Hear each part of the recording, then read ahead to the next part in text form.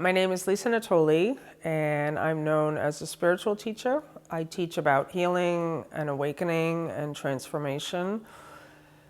And I really love to just teach people how ordinary the experience is, to wake up to your true nature and to know peace and joy and happiness. Many people think it's a very impossible or out of reach goal to know the self. And my own sort of purpose as a teacher, just because of my own awakening, has really been wanting to make it very practical, very down to earth. I love to teach people. It's available to everyone.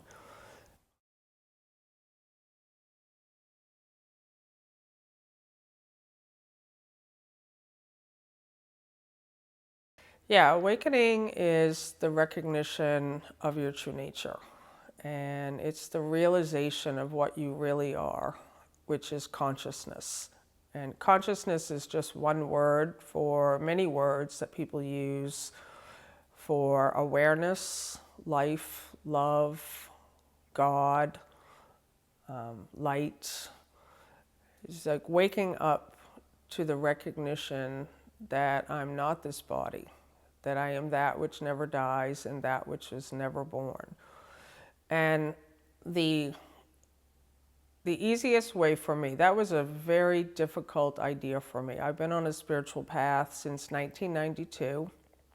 I started with A Course in Miracles.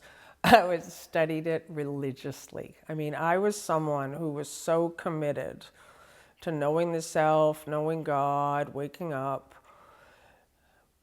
I couldn't get it because I was under the belief that awakening was something mystical, that something would happen, that something would occur, and it would be like Jesus or Buddha or all of these enlightened masters.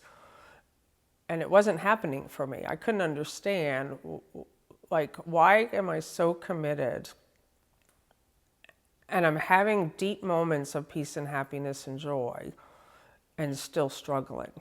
And the thing that changed for me, it was in October 2018, and I started to realize the simplicity of our true nature, which is awareness. So for someone who's listening to me right now, the awareness that's hearing this voice, that's what we are. And it doesn't have a location, it doesn't have a gender, it doesn't have a color, it doesn't have a body, and it's totally unlimited. And it's like, well, what? Like at first the mind doesn't know what to do with that, because it's that awareness of our experience that is our true nature. It's without labels, it's without patterns, it's without conditioning. It's that part of each and every one of us that is just aware. Nature, we wake up to the realization that I am the awareness of this experience right now as I'm here. And it's so ordinary we miss it. we think it can't be that simple. And after that, after October 2018, I began to just entertain the idea, because it doesn't fit into our thought system. It doesn't fit in a box, because we're so used to thinking it's going to look a certain way and it's always going to be in the future. After that, there was a period of really starting to live from the awareness. And that was life-changing. That changed everything. To begin to see when the person Lisa was showing up, when the habits were showing up, the conditioning, the beliefs, the preferences, the likes, the dislikes, those all belong to the person. And they're not good or bad. But when I began to really stay as the awareness, where I could see all that activity. I could see what Lisa was doing. I could see what was happening. And that's what an awakening is. It really is that simple. And so for me, the awakening, and again, there's many different ways one can wake up. They're just in stillness with the eyes closed and being aware of thoughts, feelings, sensations arising. Just that's an amazing way to do it. The way I did it was begin to be awake to what I am not. So I was sick with physical symptoms for over 6 years, and I was the sickness. I am sick, I am in pain, these are my physical symptoms, this is when it started, this is what I'm doing to heal it. I didn't suspect a thing. And so the awakening for me was to begin to be awake to those patterns, to be awake to when the thought I am sick arises. And so to stay as the awareness of the thought arising, I am sick. This is my true nature. That which is aware of the thought that arises, I'm in pain.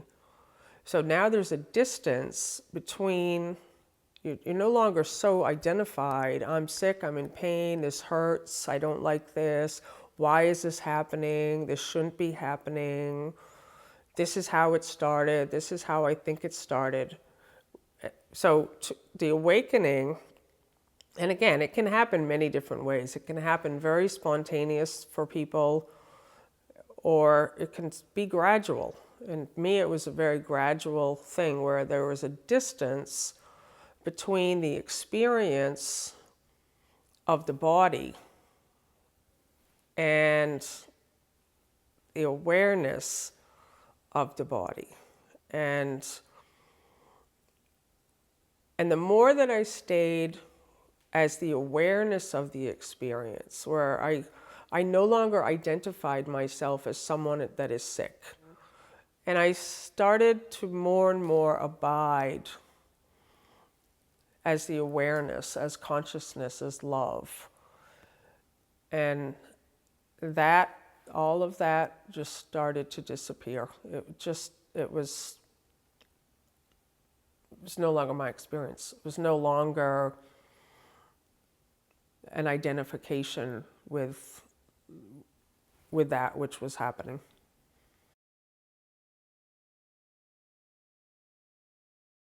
Yeah, when the world is so full of conflict and without hope, how does one cope? And my answer to that is do not cope.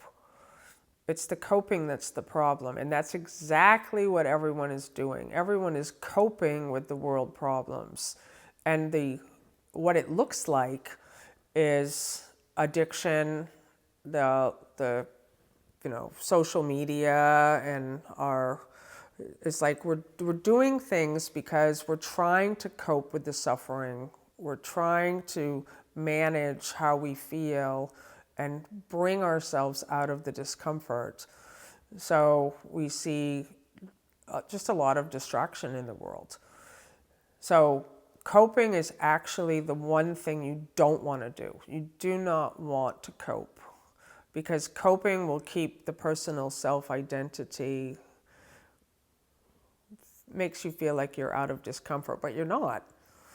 So the thing to do is to be aware of the discomfort and the conflicts and how you feel and the thoughts that are coming up to your own life or the world or your relationships,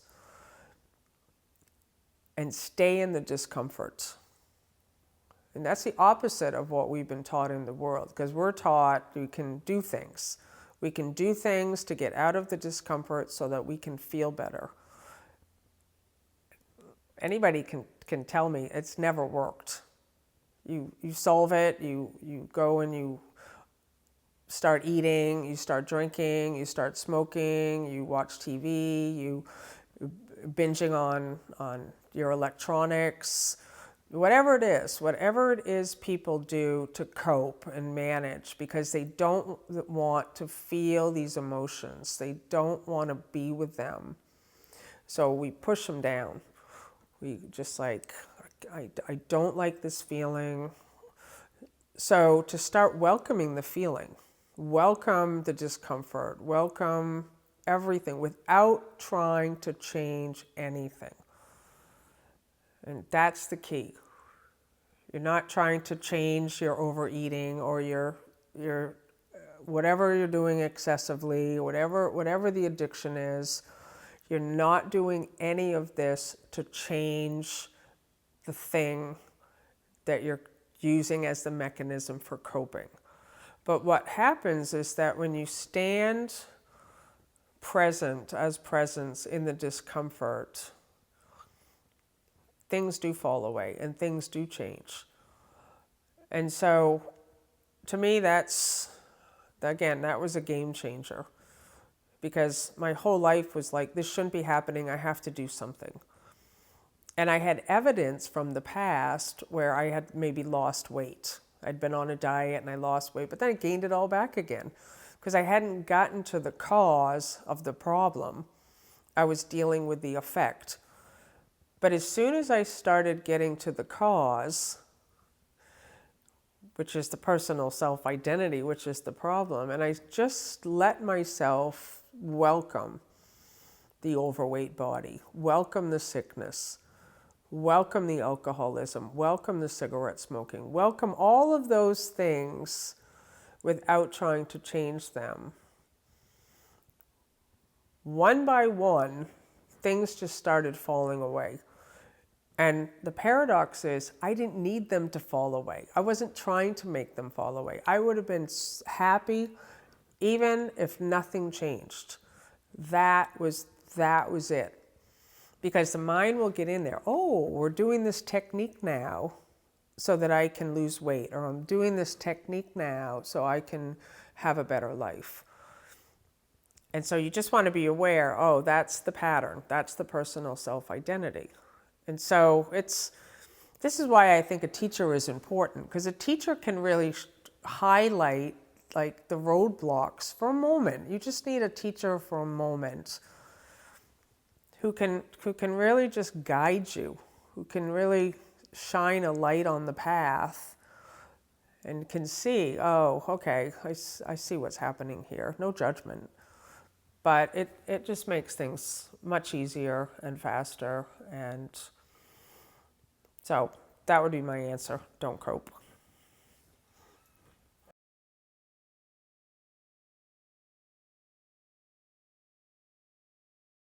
I think someone who's interested in these matters, who's interested in waking up, who's hearing what's being said in this documentary, to simply really begin where you are. This is always going to be the spot. It's not later. And just to know that what is in your heart is all that's needed. And the personal self-identity makes it way more complicated. Just thinks, I have to do something, I have to go somewhere, I have to pick up another spiritual practice, I have to read something. And my experience really came from this place of stillness.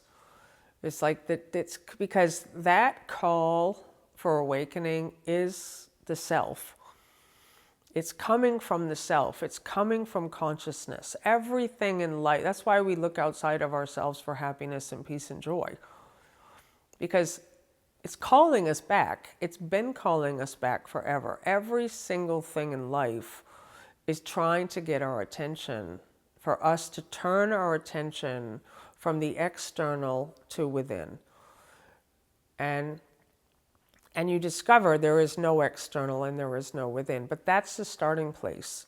When you really can say, I want this. I don't know how to get there. I don't know the journey. I don't know what it's going to look like. I'm scared. You know, most people, when they hear these ideas, there's a tremendous amount of fear that comes up, because somewhere deep inside each and every one of us, we know this is going to change our lives. We know it is probably going to dismantle certain elements of how we live. It could change our relationships. It could change our job. But that call from the self is so deep, like, oh yes, let's go. And so to me, that's how someone begins.